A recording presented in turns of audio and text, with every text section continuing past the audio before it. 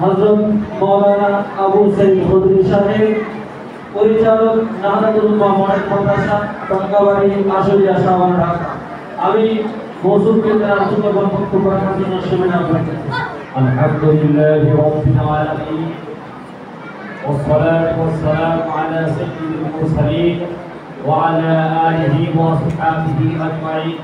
সিরাজুল মুনিরা মাদ্রাসার উদ্যোগে ইসলামী মাহফিল, সিরাজুল মুনিরা মাদ্রাসার প্রতিষ্ঠাতা পরিচালক মহতামি, আমার অত্যন্ত কাছের প্রিয় ভাজন জনাব মুফতি মাওলানা রাকিবুল ইসলাম শামীম, তার ঐকান্তিক চেষ্টা এবং আপনারা অত্র এলাকার অভিভাবক, সুধীজন, বন্ধুগণ যারা আছেন তাদের সহযোগিতা পরামর্শে মাদ্রাসা যে পর্যন্ত এসে দাঁড়িয়েছে, তাতে আমি ঈশান অনুষ্ঠানের যে সমস্ত আলোচকবৃন্দ এসেছেন, ওলামাবৃন্দ, আপনারা যারা অভিভাবকবৃন্দ রয়েছেন, সকলকে আমার পক্ষ থেকে মুবারকবাদ। আসসালামু আলাইকুম ওয়া রাহমাতুল্লাহি ওয়া বারাকাতুহু।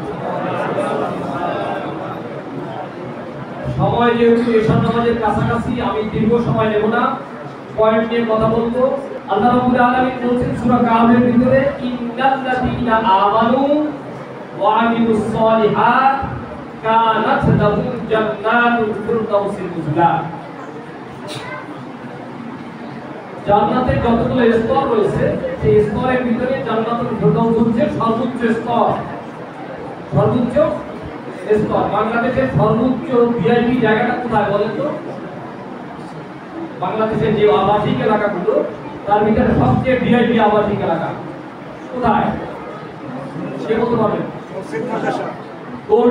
গুলশান আর আসলে কি এক?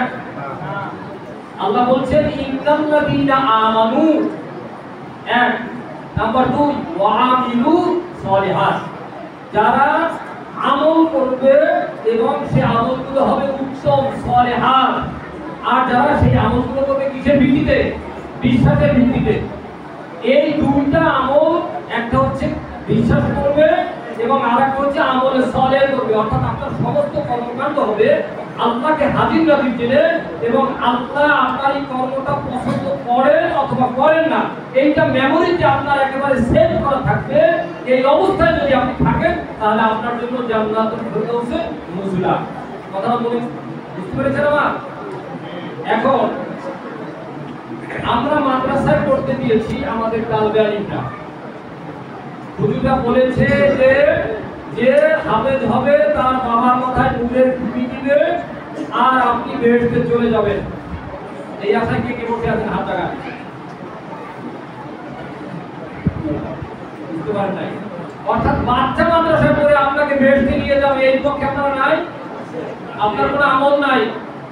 অবশ্যই আপনার আমল থাকতে হবে, কারণ প্রতিটা লোকের নিজের আমলের কৈফিয়ত দিতে